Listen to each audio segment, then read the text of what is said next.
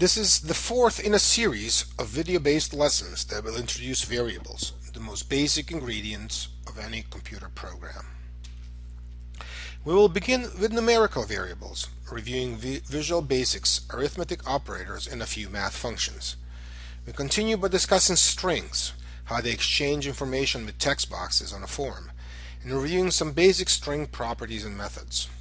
We conclude by demonstrating how variables, together with a few VB controls, facilitate input and output communication. We also briefly discuss date variables and constants. This material is covered in Chapter 3 of our textbook. In general, a variable is just a name used to reference a place in computer memory that contains some data. In Visual Basic, variables are declared or defined with dimension or dim statement. The format of dim statement is the keyword dim, DIM, followed by a variable name, keyword as, and the desired data type. The variable name must start with a letter and cannot have spaces. You're going to have to use underscore characters instead. Other special characters are not allowed, but digits are. Well, there is a number of naming conventions out there. We are going to start all our variables with lowercase letters and switch to uppercase for additional words. It truly does not matter which naming convention you use. Just be consistent with the one you pick. Variable names should be short but clear. If we are developing a payment calculator program and know rate means the annual interest rate or APR, then rate is a good variable name. Another option would be to use interest rate as one word, starting with a lowercase I and then uppercase R for rate.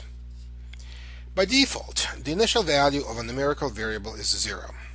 You can change the initial or default value by assigning a different number. For example, rate equals 2.56, where the equal sign is the assignment operator rather than a comparison operator.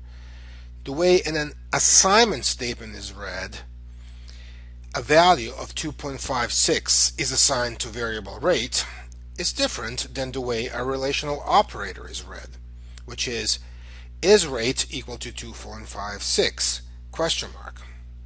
So, while the symbol is the same, namely the equal sign, the interpretation is different. This is why the value incrementing statements like x equals x plus 10 are read. X is assigned its current value plus 10. So if x is currently 5, the new value of x is 15. Obviously, it's not possible for x to be equal to x plus 10. This does not make any sense. The standard arithmetic operators, plus for addition, minus for subtraction, asterisk for multiplication, / for division, and caret shift for exponentiation, as well as the use of parentheses to change the order of precedence, all apply in programming, just like they do in algebra. The math class, think of it as a math library, has a tremendous number of built-in math functions, such as math.sqrt to find a square root, math.round for rounding numbers, etc. We now switch to the hands-on part of the lecture in order to demonstrate most of these concepts using our payment calculator application. Once you start Visual Studio, open Payment Calculator Project/Solution in Lectures subfolder of 03 Vars _in_out folder. As usual, I have mine in a slightly different folder where I'm keeping my video recordings. Once the project opens, right-click on the Payment Calculator form and choose to view code. Then scroll down to the Click Event Procedure for Calculate button and notice it consists of a bunch of green lines, each one representing a comment describing what we are going to do there. Start by typing at the very top of the procedure the following comment, single quote, slide number 3, colon, variable naming, and declaration. Comments serve as important internal documentation, and every comment starts with a single quote, which will turn the entire text on that line green. Comments are completely ignored during program execution. Continue with dimension statement DIM, declaring rate and payment variables of type double.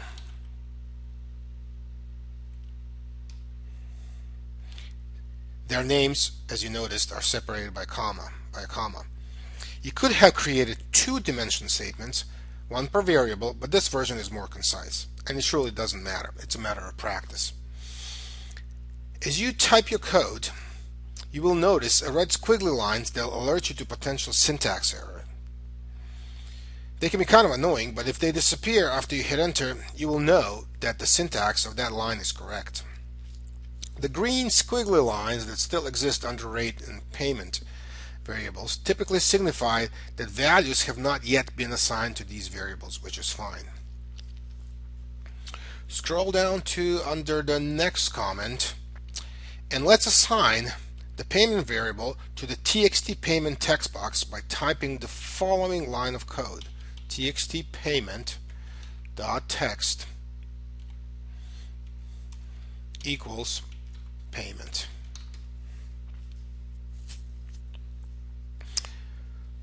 Saving everything, running the program, and then clicking on the calculate button demonstrates that the default or initial value of payment variable is indeed 0.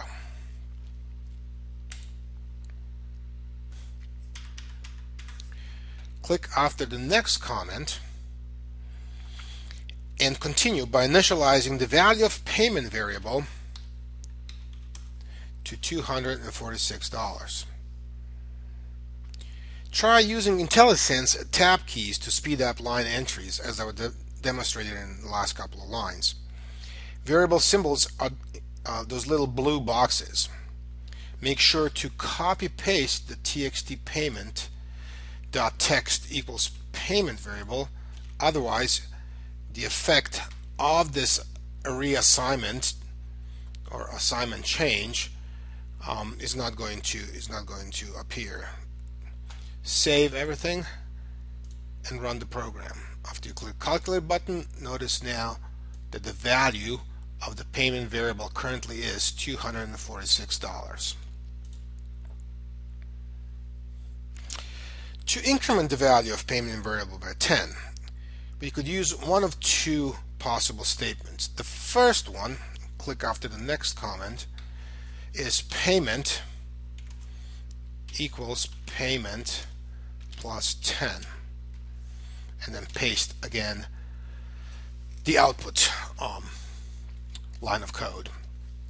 Save these changes, run the program, click on the calculate button, and you should get 256, which is $10 more than 246, the previous value of the payment variable. We could have also used a shorter version of variable incrementation, as it were, which goes something like this: payment plus equal and then 10, which is going to have the same effect. Save and test it to verify that it is true. And you should try both of these and observe the same result. Next, we'll demonstrate a few of these math functions we talked about at the beginning of the presentation. Click after the next comment and type directly into the txt payment.text text box the following: math.sqrt open parenthesis payment. As you can guess, the result of this line of code should be 16, which is the square root of the 256, the last variable, payment variable value, and that's indeed the case.